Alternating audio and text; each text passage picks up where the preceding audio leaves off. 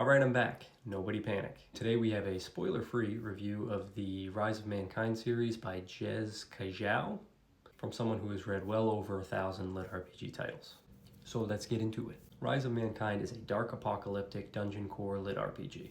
An advanced alien race brings mana to Earth in the form of dungeon technology. Our main character Matt comes across a damaged dungeon core, bonds to it, and gains the class of Dungeon Lord.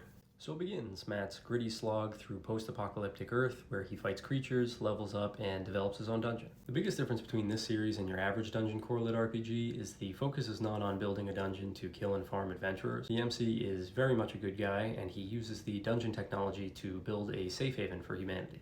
World building and setting. Setting is post-apocalyptic Earth, hints of a wider setting, but that's all we see through 8 books.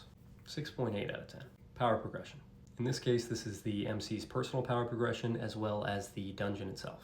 MC is powerful but not overpowered. He starts to get there around book 7 to 8. Dungeon progression is both involved and interesting, but there are some needlessly complicated features.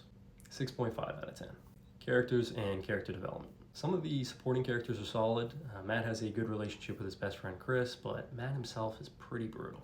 Plot armor is definitely a thing in the series. Matt gets captured a lot for dumb reasons. He admits to forgetting details about the dungeon and his own abilities. He does develop a bit as time goes on, but it's still painful.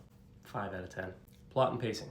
Survival stakes keep tension high, and there's a bit of breathing room for strategy and world building, but not quite enough, especially in the early books. 6.2 out of 10. Humor and tone. Tone is generally dark and serious, but it has enough humor that brings levity to break it up. 7.6 out of 10. Crazy to say, but it seems like the author went for a hyper-realism approach to a dungeon core lit RPG. What I mean by that is this really is a series about an average guy getting control of a dungeon, trying to survive, and do what he thinks is best. He makes frustrating mistakes, but he also gets attacked by crazy otherworldly stuff constantly. My total score for the series is a 6.5 out of 10.